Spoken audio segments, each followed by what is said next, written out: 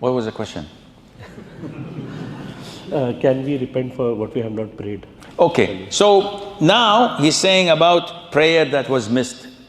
Prayers that were missed. The Prophet said, alayhi salatu wasalam, whoever oversleeps on a prayer or forgets it, two reasons, two causes, sleep and forgetfulness. He must pray it as soon as he remembers it. There is no expiation other than that, meaning praying it as soon as you wake up or remember. Now scholars said, expiation? But he overslept, and the pen of accountability is uplifted from a person asleep until he wakes up. So he's not sinful. And forgetfulness, if a person forgets, Allah forgives. رَبَّنَا لَا تُؤَخِذْنَا إِن نَسِينَا أَوْ أَخْطَأْنَا. In Sahih al-Imam Muslim, Allah says, I've done so. So Allah forgave us if we forget. Then why did the Prophet say there is no expiation? This means that if you miss the prayer for any other than these two reasons, sleeping or forgetfulness, you cannot make them up. These are the only two reasons, as Ibn Taymiyyah says, Ibn Uthaymeen, and great number of scholars say, if you miss a prayer deliberately, intentionally, khalas, it's gone. How? Ya akhi, imagine, when do we go to Hajj? When do we stand in Arafah? On the 9th of the Hijjah. The day of Arafah is on the 9th of the Hijjah.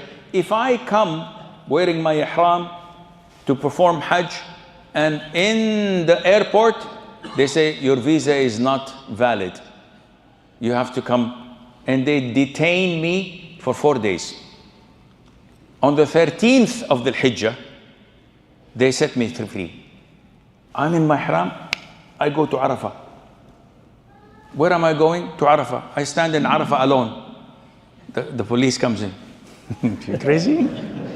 Everybody's in Mecca. What are you doing? I said, Wallahi, they detained me and they prevented me from standing in Arafah. But alhamdulillah, I'm making it up now. What do we say to him? Is his Hajj valid? Why? Because the time is limited from this time and it expires this time. Another example, someone has a flight and he's boarding the flight. Maghrib time is due in 2 minutes. In 2 minutes the sun sets. So he said, Wallah, on the flight I will not be able. Allahu Akbar, he prays Maghrib. Is his prayer accepted? If it's 1 minute before sunset, 15 seconds before sunset, there is a beginning and an end. Likewise, if you don't pray Asr and the sun is going down, going down, going down, going down, disappeared. So, I'm going to pray Asr. Same thing. Beginning and end. If you pray within, good for you. If you miss deliberately, no sleeping, no forgetfulness, no valid reason, khalas, it's gone forever till the day of judgment. What should I do? Commit suicide, you will go to hell forever. Ask Allah for forgiveness. Ya akhi, do not despair from Allah's mercy. Some people overthink, oh Allah will kill me, oh Allah will put me in hell, Allah will never accept anything, I am doomed, I'm this, I've lost 10 kg. In my counseling sessions, I meet these people. They say, I'm afraid of this and that. I've lost 10 kg. Are you using Ozempic? I'm using Ozempic. I've lost a lot. So why? No, I'm afraid that Allah will do this. Ya akhi, what are you afraid of? Are you crazy?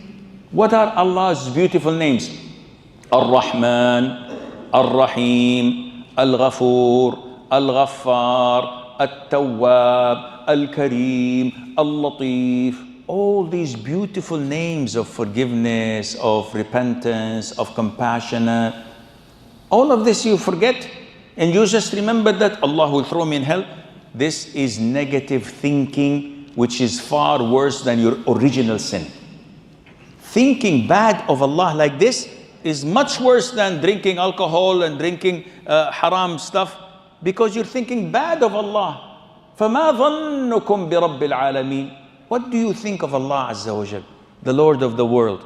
I think positive of Him. I think that He will forgive me. I think He loves me, that He guided me. And I will do my level best to please Him. Think this way, all of your previous prayers and sins will be forgiven with the grace of Allah.